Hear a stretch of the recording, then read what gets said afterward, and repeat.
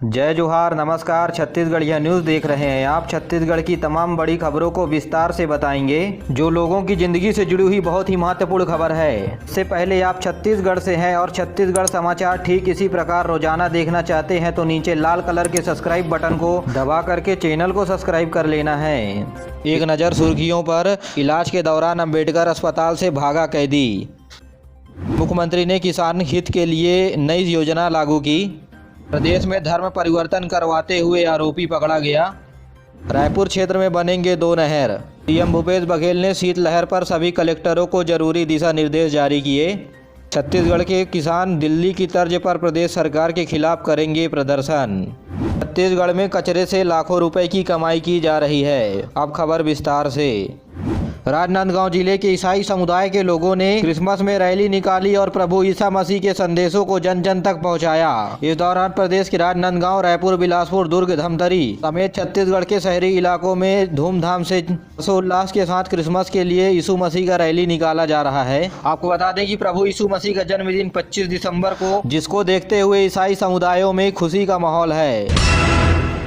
नगरीय प्रशासन मंत्री डॉक्टर शिव कुमार डहरिया ने रायपुर जिला आरंग विधानसभा क्षेत्र के अंतर्गत 3 सिंचाई परियोजना के लिए 14 करोड़ 61,67,000 रुपए की राशि इन क्षेत्रों के लिए स्वीकृत की है। स्वीकृत राशि से आरंग जलाशय के जीर्णोद्धार, नहर, लाखों हेक्टेयर जमीन किसानों की सिंचित करने के लिए यह योजना बनाई गई है। इसके लिए महानदी गोदावरी जल संसाधन विभाग को नहर बनाने के लिए राशि भी जारी कर दी गई है। नवा रायपुर में किसान फिर से होने लगे हैं सक्रिय। नए सालों से छत्तीसगढ़ में करेंगे अनिश्चितकालीन हड़ताल। एनआरडीए और सरकार के खिलाफ मोर्चा खोलेंगे। जमीन के बदले जमीन देने की मांग कर रहे थे किसान। युवाओं को रोजगार देने की मांग के साथ साथ 3 जनवरी से रायपुर में दिल्ली की तर्ज पर ही प्रदर्शन किया जाएगा। वहीं नवा रायपुर के किसानों का कहना है कि जब नया रायपुर में बसाहट की गई थी तब किसानों से जमीन अधिग्रहित की गई थी और बदले में शर्तें रखी गई थी। इस प्रकार से किसान बता रहे हैं 4 गुना मुआवजा देने की बात राज्य सरकार से हुई थी और बेरोजगार युवाओं को रोजगार देने की बात राज्य सरकार ने जमीन के बदले कही थी। किसानों का कहना है कि यह बात लिखित रूप से हमारे पास मौजूद है, लेकिन अब तक इन बातों को धरातल पर नहीं उतारा गया है। किसी को भी लाभ का फायदा नहीं मिला है, जिसके कारण किसान आंदोलन करने के लिए विवश हुए हैं। छत्तीसगढ़ में सीएम भूपेश बघेल ने शीतलहर को देखते हुए सभी कलेक्टरों को निर्देश जारी किया है। अलाव जलाने और कंबल बांटने के लिए निर्देशित किया है और जरूरतमंद लोगों को व्यवस्था करने के लिए निर्देश जारी किए हैं। छत्तीसगढ़ में शीतलहर की संभावनाएं बनी हुई हैं। रात का तापमान बहुत कम हो जा रहा है, जिससे ठंड के कारण वृद्धजनों की मौतें भी हो रही है, जिसको देखते हुए सीएम भूपेश बघेल ने सभी कलेक्टरों को जरूरी दिशा निर्देश जारी किए हैं और अपने जिलों के ठंडे इलाकों में अलाव जलाने तथा कंबल बांटने के दिशा निर्देश जारी किए हैं।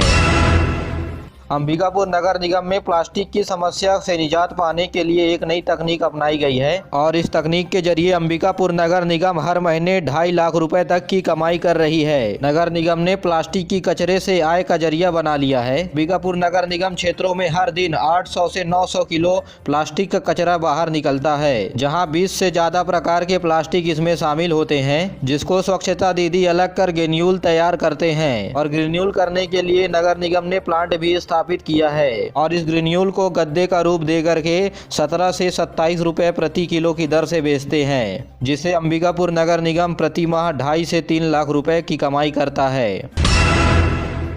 मुख्यमंत्री भूपेश बघेल ने राज्य के सरकारी क्षेत्रों में फूड एंड रेडिएशन पार्क की लगाने हेतु सैद्धांतिक सहमति दे दी है। उन्होंने भाभा एटॉमिक रिसर्च सेंटर से छत्तीसगढ़ में गोबर से विद्युत उत्पादन, फूड एंड रेडिएशन प्लांट लगाने तथा टेक्नोलॉजी को हस्तांतरित करने के लिए शासन स्तर पर की जा रही पहल को भाभा एटॉमिक सेंटर की ओर से सराहनीय बताया है। इससे राज्य के किसानों में उनके उत्पादन में अधिक लाभ दिलाने में मदद मिलेगी।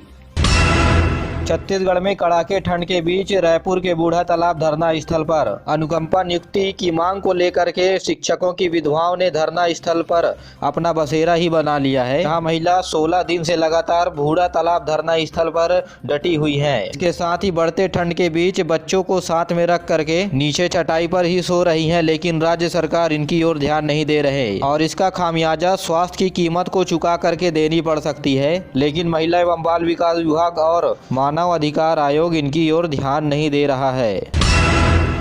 जसपुर के बगीचा थाना क्षेत्र के पसिया गांव में धर्मांतरण के लिए 4 ईसाई मिशनरियों को पुलिस ने गिरफ्तार किया है। आरोप है इन 4 लोगों के ऊपर कि 2 दिनों से चिंगाई सभा के माध्यम से लोगों को धर्मांतरण के प्रलोभन दिए जा रहे हैं और भोले भाले ग्रामीण लोगों को उन्हें धर्मांतरण के लिए कहा जा रहा है, उकसाया जा रहा है। इससे गाँव में तनाव के हालात के बाद जनजाति सुरक्षा परिषद ने बगीचा एसडीएम उन्हीं के साथ थाने में जाकर के शिकायत दर्ज कराई। जांच के लिए राजस्व और पुलिस अफसर मौके पर पहुंचे।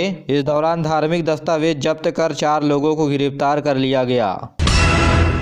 लिए जानते हैं अब प्रदेश में मौसम का हाल। उत्तरी और मध्य क्षेत्रों में कुछ स्थानों पर शीतलहर चल रही है, जिसके प्रभाव से तापमान में भारी गिरावट दर्ज की गई है और इन क्षेत्रों में कड़ाके की ठंड पड़ रही है। उत्तरी भाग से आ रही ठंडी हवा शुष्क हवाओं के कारण आने वाले दिनों में 2 से 3 डिग्री तापमान में गिरावट हो सकती है। मौसम विभाग के अनुसार आने वाले दिनों में पाला जमने के आसार भी बताए गए हैं। साथ ही ये भी बताया है कि बिलासपुर और सरगुजा संभाग में पूर्ण रूप से तथा रायपुर और दुर्ग संभाग के कुछ स्थानों पर शीतलहर चलने की संभावनाएं भी बताई गई है। इस दौरान राज्य में कई इलाकों पर कोहरा भी छाया रहेगा। 24 घंटे में सबसे कम तापमान की बात करें तो मैनपाट में -3 डिग्री रिकॉर्ड दर्ज किया गया है, तो वही अंबिकापुर में 1 डिग्री सेल्सियस रिकॉर्ड तापमान दर्ज किया गया है। तो वहीं बस्तर क्षेत्रों में न्यूनतम तापमान 10 डिग्री सेल्सियस के आसपास मौजूद है।